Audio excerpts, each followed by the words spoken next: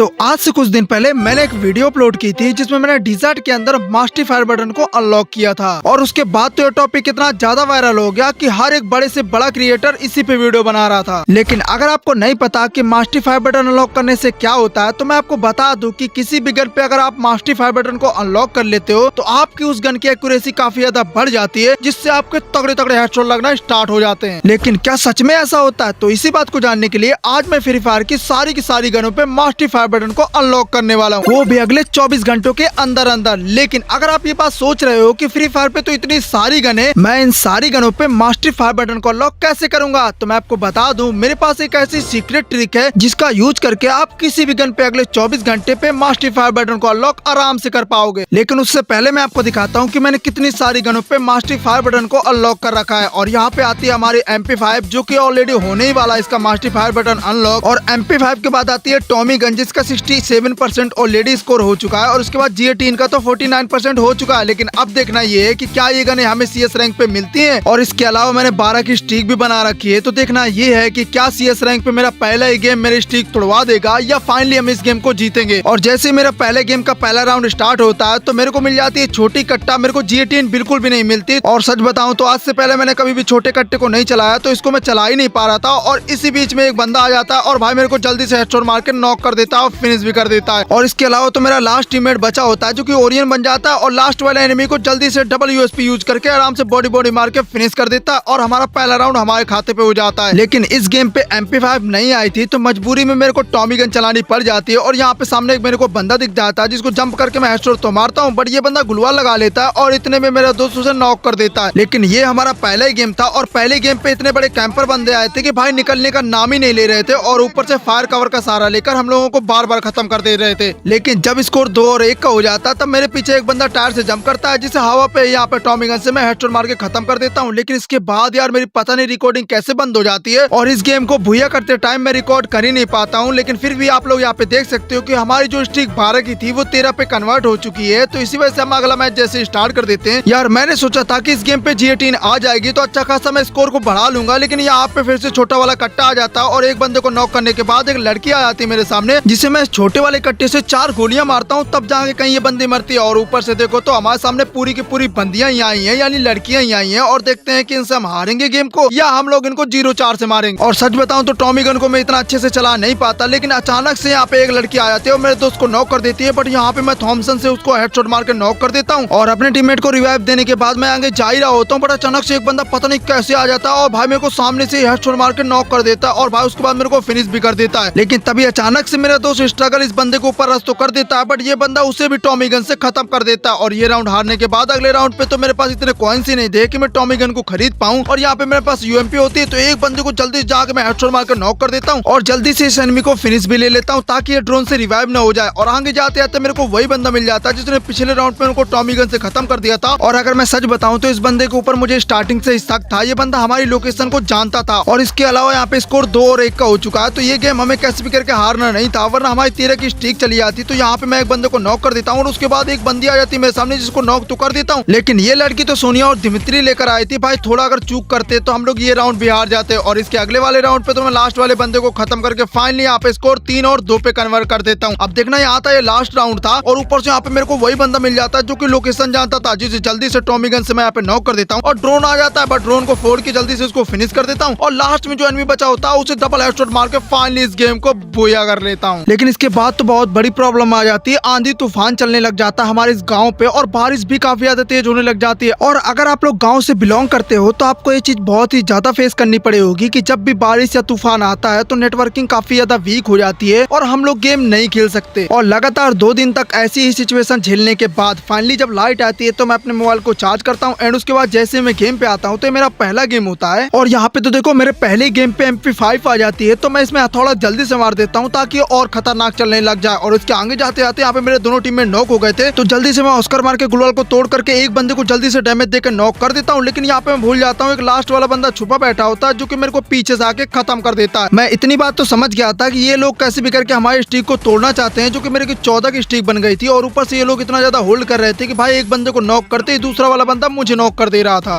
लेकिन फिर भी ड्रोन से रिवाइव होने के बाद मैं जल्दी से एक बंदे को ऊपर रस तो कर देता हूँ, बट यहाँ पे एक बंदा फिर से पीछे से आ जाता है और मेरे को डैमेज देके खत्म कर देता देता है। और अब तो स्कोर 1 और 3 का हो चुका है। अगर हम लोगों ने एक भी गलती की तो हम लोग ये गेम हार जाएंगे और हमारी स्ट्रीक टूट जाएगी। और यहाँ पे तो देखो मैंने एक बंदे को नॉक कर लिया था, बट मैं उसको फिनिश नहीं कर पाता। तब तक मैंने लगातार दोनों टीममेट नॉक हो जाते हैं और ऑस्कर मार के एक बंदे को मैं नॉक करने का ट्राई करता हूँ, लेकिन तब तक मुझे पता चलता है कि एक बंदा मेरे पीछे आ चुका है और एक बंदा मेरे आगे आ चुका है। तो गुलवाल लगा के मैं आगे वाले बंदे को डैमेज तो देता हूँ, बट तब तक पीछे वाला बंदा आके मेरे को नॉक कर देता है। और यहाँ पे हमारे एक लास्ट टीममेट बची हुई है और देखना ये है कि क्या ये तीनों बंदों को मार के 1v4 कर भी पाएगी और ये हमें राउंड जिता पाएगी। बट ऐसा नहीं होता। जैसे ये नीचे उतरती है घर से, सारे के सारे बंदे इसको मिलकर मार देते हैं और मेरे 14 की स्ट्रीक टूट जाती है। और मुझे पता है आपके साथ भी कभी न कभी ऐसा जरूर हुआ होगा कि अगर आपकी स्ट्रीक टूट जाती है फिर आपको अचानक से काफी ज्यादा गुस्सा आ जाता है और फिर आप लोग रैंक की परवाह ना करके एनिमी को धूल चटाने पे लग जाते हो। बस ऐसा ही सीन मेरे साथ भी हो रहा था और यहाँ पे मेरे को जैसे ही बंदा दिख रहा था मैं अंधा उनके ऊपर घुस रहा था और एक के बाद एक बंदे को फिनिश कर रहा था। जैसे कि यहीं पे देख लो एक एनिमी को अभी मैंने फिनिश किया और एक एनिमी एलसेप पे बैठा होता है तो उसको भी यहाँ पे नॉक कर देता हूँ और फाइनली इस गेम को जल्दी से बुया कर लेता हूँ। लेकिन इतनी देर रैंक पुश करने के बाद मैं सोचता हूँ कि मेरा किसी न किसी गन पे तो मास्टर फायर बटन अनलॉक हो गया होगा। तो जैसे मैं यहाँ पे चेक करता हूँ तो भाई किसी भी गन पे मास्टर फायर बटन अनलॉक होता ही नहीं और मुझे तो लग ही गया था कि मेरे को और भी ज्यादा गेम खेलने होंगे और जल्दी जल्दी किल करने होंगे। तो इस वाले गेम पे G18 आई होती तो जल्दी से मैं एक बंदे को गुलवाल लगाने से पहले हेडशॉट मार के डाउन कर देता हूँ और जल्दी से उसको फिनिश ले लेता हूँ। मुझे जितनी प्रॉब्लम किसी भी गन से किल निकालने पे नहीं हो रही थी उतनी ज्यादा प्रॉब्लम तब हो रही थी जब उस गेम पे मेरी फेवरेट गन आ ही नहीं रही थी। और अगर किसी भी तरीके से उस मैच में वो गन आ रही थी तो मैं काफी अच्छे खासे किल भी निकाल रहा था और बंदों को धड़ाधड़ खत्म कर रहा था। जैसे कि इस वाले राउंड पे देखो मेरे सामने 4 बंदे होते हैं जिसमें एक बंदे को जल्दी से लाल लाल नंबर मार के नॉक कर देता हूँ मैं और उसके बाद फिनिश भी ले लेता हूँ। लेकिन देखना ये था क्या मैं इन 3 बंदों को मार पाऊंगा या इनमें से कोई एक बंदा मेरे को मार के फिनिश कर देगा। लेकिन उससे पहले ही अचानक से एक बंदा मेरे सामने आता है जिसे MP5 से हेडशॉट मार के मैं नॉक कर देता हूँ और उसके बाद तुरंत ही उसको फिनिश ले लेता हूँ। और अब मैं लास्ट वाले बंदे की तलाश पे था ही, लेकिन तब मेरे को पता चलता मेरे एक टीममेट को उसने नॉक कर दिया और मेरे को भी लग रहा था कहीं मेरे को भी ना खत्म कर दे और ऊपर से जोन भी मेरे सामने आ जाता है। तो मैं जल्दी से गुलवाल लगा देता हूँ एंड ऑस्कर का यूज करके गुलवाल को तोड़ तो देता हूँ, बट ये बंदा तब भी नहीं निकलता और जैसे ये जोन से निकलता है भाई मैं इसे हेडशॉट मार के फिनिश कर देता हूँ और क्वाड्रा मार के इस गेम को बुया कर लेता हूँ। और जैसे जैसे मैंने गेम खेलना स्टार्ट कर दिया था तो वैसे वैसे मेरे हर एक गेम पे वही गन आ रही थी जिसमें मेरे को मास्टर फायर बटन अनलॉक करना था। और उस गन के साथ तो मैं क्या ही तो बंदों को खतरनाक हेडशॉट मार के डाउन तो कर रहा था, बट कभी कभी तो मेरा क्वाड्रा होते होते मिस हो जा रहा था। जैसे यहीं पे देख लो यहाँ पे मेरे सामने एक बंदा होता है जिसको थॉमसन से मैं काफी डैमेज देता हूँ एंड एक बंदे को नॉक भी कर देता हूँ, बट दूसरा वाला बंदा मुझे खत्म कर देता है। एंड उसके अगले राउंड पे भी यहाँ पे देखो मेरे पास MP5 होती है और फिर से मैं तुरंत ही एक एनिमी को हेडशॉट मार के डाउन कर देता हूँ एंड अचानक दूसरे वाले एनिमी को भी डाउन कर देता हूँ और तीसरे वाले एनिमी को काफी ज्यादा डैमेज देता हूँ, बट एक पीछे वाला एनिमी आके मेरे को खत्म कर देता है। और इसी तरह मेरे लगातार 2 क्वाड्रा मिस हो जाते हैं जो कि एक बहुत ही बड़ी बात होती है। एंड इसके बाद तो यहाँ पे मैं हेडशॉट मारना बंद नहीं करता बल्कि लगातार मैं बंदों को खत्म कर रहा था। लेकिन कुछ एनिमी तो ऐसे आ रहे थे जो कि भाई ऊपर वाली छती पे चढ़ जा रहे थे, लेकिन कुछ भी करके हम लोग इस गेम को आराम से बुया करते हैं और इसी तरह बैक टू बैक 3 बुया लेने के बाद हमारी फाइनली 3 की स्ट्रीक भी बन जाती है। लेकिन अगर आपको याद है तो मैंने स्टार्टिंग पे एक बात बोली थी कि मैं सीक्रेट ट्रिक ऐसी बताऊंगा जिससे आप लोग अगले 24 घंटे पे किसी भी गन पे मास्टर फायर बटन को अनलॉक कर पाओगे। तो आप लोग नॉर्मल CS और नॉर्मल BR खेल के भी इस स्कोर को बढ़ा सकते हो और किसी भी गन पे मास्टर फायर बटन को अनलॉक कर पाओगे। अब यहाँ पे आप लोगों को फायदा ये मिल जाता है कि यहाँ पे अगर मैं नॉर्मल CS खेल रहा हूँ तो मेरे सामने आप लोग देख ही सकते हो कितने ज्यादा नूब बंदे आ रहे हैं और उनको मैं क्या ही तो खतरनाक तरीके से हेडशॉट मार के खत्म कर रहा हूँ। यानी मेरे जितने ज्यादा किल होंगे उतना ही जल्दी मेरा स्कोर बढ़ेगा और उतना ही जल्दी मैं किसी भी गन पे मास्टर फायर बटन को अनलॉक कर पाऊंगा। लेकिन एक प्रॉब्लम यहाँ पे CS रैंक जैसी आपको देखने को मिलेगी कि कभी कभी तो हम लोगों को वो गन मिलती ही नहीं है या स्टोर पे आती ही नहीं है जो हमें चाहिए होती है, तो ये चीज आपको फेस करनी पड़ेगी। लेकिन जब भी मेरे गेम पे टॉमी या तो MP5 आ रही थी तो मैं उससे काफी अच्छे खासे किल स्टार्टिंग पे ही निकाल ले रहा था ताकि मेरा स्कोर जल्दी से बढ़ जाए। और यहाँ पे एक बंदा छुपा होता है जिसको टॉमी गन से बॉडी